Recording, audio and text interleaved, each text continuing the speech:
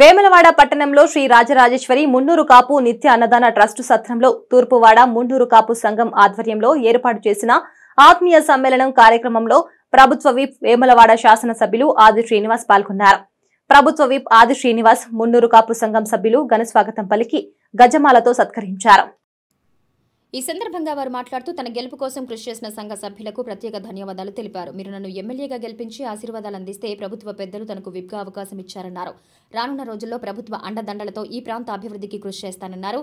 గతంలో ఎన్నికల ప్రచార సమయంలో చాలా మంది ఒక అభూత కల్పన సృష్టిస్తూ వేములవాడ రాజన్న గుడి చైర్మన్ చేసిన వారు ఎన్నికల్లో గెలవరని ఒక అపోహ సృష్టించారని, కానీ తన గెలుపుతో అపోహ పటాపంచలైందన్నారు. తన గెలుపులో భాగస్వామ్యులైన ప్రతి ఒక్కరికి ప్రత్యేక ధన్యవాదాలు తెలిపారు. ఈ కార్యక్రమంలో మున్నూరు కాపు సంఘ నాయకులు కొండదేవయ్య, కూరగాయల కొమరయ్య, కూరగాయల మల్లేశం, కౌన్సిలర్లు మారం కుమార్, వంగళ దివ్య శ్రీనివాస్, బింగి మహేష్, కేడీసీసీ డైరెక్టర్ తోటరాజు, నాయకులు బొందిల నరసయ్య, ఐలవేని నరసయ్య, చిలుక రమేష్, లైశెట్టి మల్లేశం, నూగూరి మహేష్, కొండ కనకయ్య, కొండ నరసయ్య, బొందిల మహేష్, కర్ణాకర్, పుల్కం రాజు, కూరగాయల మధు, తోట రాజేష్లతో పాటు పలువురు కుల బాంధవులు పాల్గొన్నారు.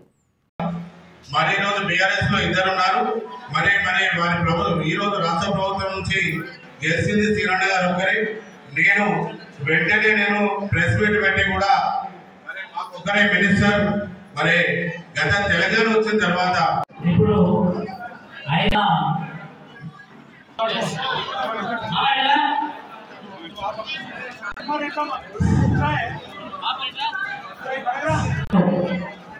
కూరగాయల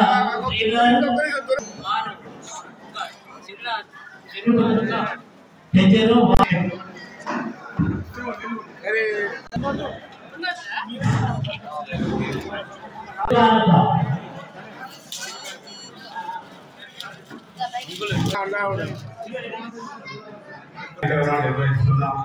నిర్వాహకులకు వాదవ్యులకు మరి పిలువగానే మరి ఎంతో ఆత్మీయంగా అన్నాడు శ్రీనారాయణ పిలువగానే ఒక ఎవరితో కూడా అందరితో కూడా ఈరోజు ఒక శ్రీనివాసాలు కాకుండా శ్రీనారాయణని ముద్దుగా పిలుచుకుంటాము.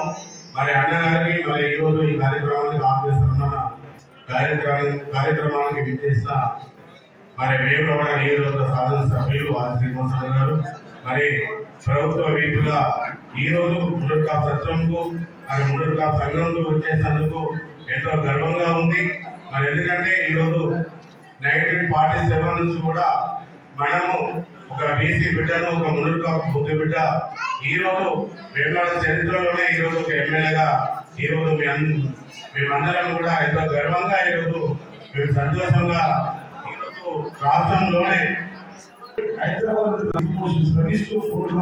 కష్టపడే వారందరూ కూడా వృత్తులను వారందరూ కూడా సందర్భం బట్టి వారి గురించి తెచ్చుకునే ప్రయత్నం చేస్తారని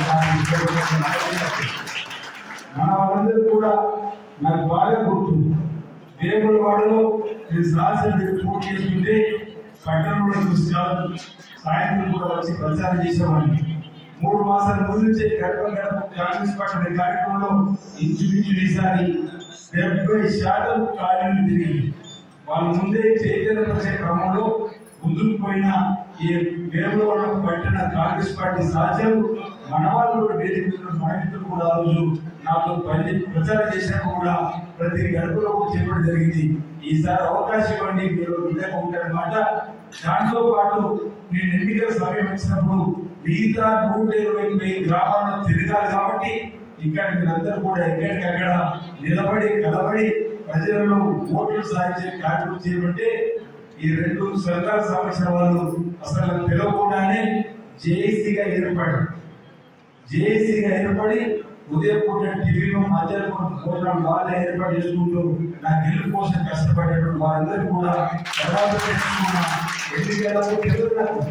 ఎన్నికల్లో గెలుపొందిన తర్వాత ఎవరో ఏ విధంగా కష్టపడినటువంటి లిస్టు నా దగ్గర కొంతమంది అడియార్థులు పంపిస్తే అందులో నా కోసం కష్టపడే పేరు చూసి కొంత ఆశ్చర్యం అయినా చాలా మంది ఈసారి మన విద్యార్థులు పని కష్టపడినటువంటి వాళ్ళు అందుకే చెప్పిన వారందరికీ కూడా వారికి తెలియకుండా కూడా వారి సందర్భం తీసుకున్నటువంటి బాధ్యత నేను తీసుకుంటారు. వాటి తెలియజేస్తున్నా ప్రతి ఒక్కరి కష్టం ఎవరైతే ఉందో వారందరికీ నా మనసులో ఉన్న వాటి సందర్భం తెలియజేస్తూ ఈ రోజు వచ్చిన అవకాశాన్ని సద్వినియోగం చేసుకొని మన ఈ ప్రాంతాన్ని ఈ ప్రాంతంలో అన్ని వర్గాల ప్రజల అభివృద్ధి కోసం పాటుపడి ముందుకు పోవాల్సిన బాధ్యత ఈరోజు మనపై మాట సందర్భంగా చెప్తా ఉన్నా.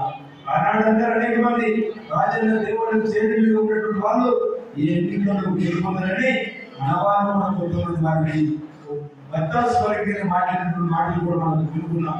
అంతేకాదు ఈ దేవాలయాన్ని దర్శించుకున్న రాజకీయ నాయకుడికి ముఖ్యమంత్రి పదవి కూడా ఆలోచించబడినటువంటిది దుష్ప్రచారం చేస్తున్న క్రమంలో నేను అనేక సందర్భాలను ఎందుకు మన కర్మఫలం బాలయ్యకి ఓడిపోతే దేవాలయంతో ఎందుకు ఈ అనుబంధం పెడుతున్నది అంటే కాదు, ఏనాటికైనా మనం గెలిచి చూపిస్తామన్నమాట. ఈరోజు రెండు జరిగిన ఈ ఎన్నికల్లో 2023 ఎన్నికల్లో రెండు అంశాలు, రెండు అపోహలు దొరికిపోయాయి. ఒకటేమో గౌరవ పిసిసి అధ్యక్షుడు రేవంత్ రెడ్డి గారు పాదయాత్ర వచ్చినప్పుడు రాజన్నను దర్శించుకొని పంచామృతం పాదయాత్ర చేసిండ్రు, వారు ముఖ్యమంత్రి అయింది. రాజన్న కేవలం తెలుగు విందువారు పనిచేసిన ఇలాంటి పొరపాటు నచ్చలేకుండా అనేక వాళ్ళు చెప్పిన రాజన్న ఎమ్మెల్యే గెలిపించారు. ఈ రెండు అపోహలు కూడా ఈ ప్రజలు తొలగించారు, అనుమానాలను పటాపటం చేసారు. భవిష్యత్తులో మన దేవాలయానికి భక్తులు రాజకీయ నాయకులు తాగిడి కూడా పెరిగే అవకాశం ఉందని మాట సందర్భంగా అనేక మంది సీనియర్ ప్రముఖులు కూడా రావడానికి భయపడుతున్నారు. ఎందుకు వాళ్ళు చెప్పిన పోతుంది సీనియర్ బాగా వాళ్ళకు చెప్పే పని చేస్తా రండి, పేదల దేవుడు కోరిన కోరికలు తీర్చే దేవుడు మా రాజ్యాన్ని దండ పెట్టుకొని మీరు కూడా వెళ్ళని చెప్పి కార్యక్రమం చేస్తారు. వాటి సందర్భంగా చెప్తూ అనుకున్నట్టుగానే ఈరోజు మనం విజయం సాధించిన తర్వాత ప్రజల మధ్య ఉండాలనుకుంటున్నాం. గతంలో ఏ విధంగా ఉన్నాము ఇప్పుడు అదే విధంగా ఉండాలని చెప్పి ప్రయత్నం చేసేది కాబట్టి ముందుకు పోతున్నా. ఈ రోజు 2 రోజులు అవుతుంది ఈ ప్రభుత్వం ఏర్పాటు. 3వ తేదీ ఎన్నికల్లో కౌంటింగ్లో మేము సాంకేతికంగా గెలిచిన మీ దయ వల్ల ప్రభుత్వం ఏర్పడేది మాత్రం 7వ తేదీ డిసెంబర్. ఈ రోజు 7వ